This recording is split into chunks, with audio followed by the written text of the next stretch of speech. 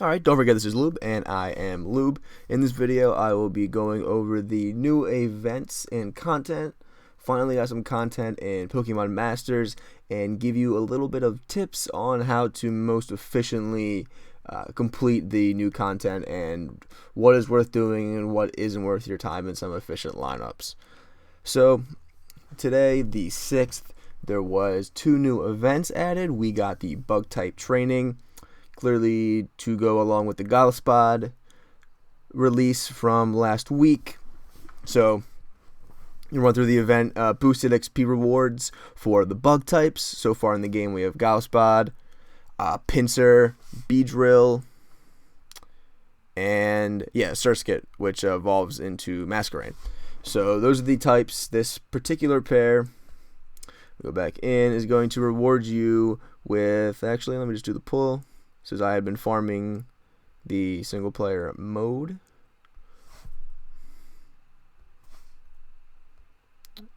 Sorry about all that. So yep, that'll give you 2 out of 5, and that'll help you exchange, level up your sync grid, and then with the rest of them you can do some exchanging. So past here, you will probably want to do the Elite 4 notes. A lot. Popular guy. Yes. So do the Elite 4 notes is what I would recommend, depending on how many you have. I see I have 245, so I have a good amount, but can always have more. Second best would be the buff blends, but again I have 8,000 of those, which is a hardy amount. And we'll touch on the Solgaleo event, on why I think you should prioritize the Elite 4 notes here. Just get your 20 out of 20. Farm the super hard 50 times to get the quest reward, the mission reward. So the bug type training, you either do the single player and super hard 50 times and level up Masquerain to level 100, which will not be hard due to the boosted XP. You could probably bring in 2 strong pairs, like Charizard and a support, and then just bring in Masquerain if you are only doing Masquerain. I just brought in 3 bugs to save the golden books, but you can do whatever however you want. So you'll just run that 50 times, and then you have to run each mode of co-op 5 times.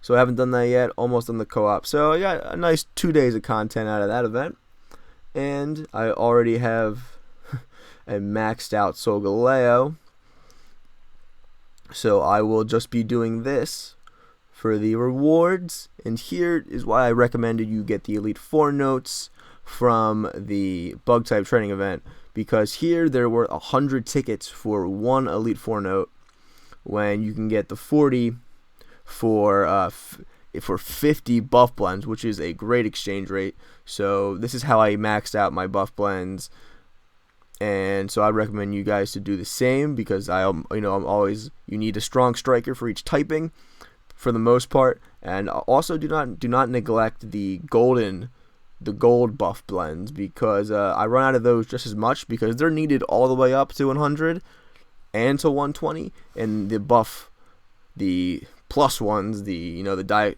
Diet Cokes looking ones, not the I guess that's a squirt bottle logo. So these are only needed from 100 to 120, and these are needed all the way up, so you'll need nearly as many of these, and there are more ways to get them, but they're still in high demand, being strike drinks. And I never really talked about the single player only event for the story. Sort of a waste of time. I would just recommend you to go through it. Just do your 3 dailies, because on the first pull of each day you get the boosted tickets, and obviously run it with Lunatone, because she's free to play, and then with the other pairs, if you were able to pull either of them, to get the boosted tickets. And then just work your way through, pick up the purple-ish items. So you can't continually farm sync orb pairs. Hit this little purple icon on the bottom, and you can see there's 4 Gallespod orbs, and then 4 of the Sizzle orbs, and then 3 of the 100 sync orbs. So just collect all those items, and then up top where I'm tabbing, do all the sub areas. So there's one right there, which I could get to. I won't do it now. But yeah, the event is not worth farming all the maps for, so don't worry about doing any of that. But so grab the Elite 4 notes from the bug event and the buff blends from the Solgaleo event, after, of course, that you've maxed out Solgaleo, if you're into that. Or you could just go for the match, because Solgaleo is fairly useless. I used him, I think, only on the Battle Villa. And everyone's almost already done their Battle Villas too. So if you already have Solgaleo, you can do the bug event in a day. We're really back where we started with this sort of drought in content until we get, you know, the legendary arenas coming up, where we'll need water type pairs. Probably to get Suicune is what I would estimate. But really back to where we started. Oh, and one more point I want to mention on the Solgaleo event is you can actually now do co-op solo, which sounds a lot of like what I'm doing by myself during quarantine. But you can do create your own team. I haven't messed around with this. Actually, a funny glitch right here. Sorry, Discord's going crazy. So I did my Battle Villa runs earlier, and they're sort of grayed out like they are in Battle Villa. So let me see if I can even run this. So I guess we'll do Charizard. Yeah, so I actually have Garchomp. Cynthia, so yeah, if you're doing this, just do Cynthia 2 supports and you'll be absolutely fine.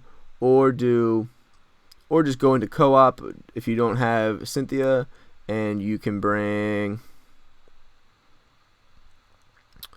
you can bring Mudsdale. I would not recommend bringing Seismitoad. It's terrible. At least Mudsdale is 1 attack, high horsepower, can do some damage. And so when I didn't have Cynthia, I let off with Torchic to boost the other strikers that other people would bring, and then I would bring in Mudsdale only during the sync move for the super effective bonus, and then I would just have a strong striker, which was at the time was either Mewtwo or Feraligatr. So your strongest striker, and then you can easily do it in co-op mode as well on any difficulty.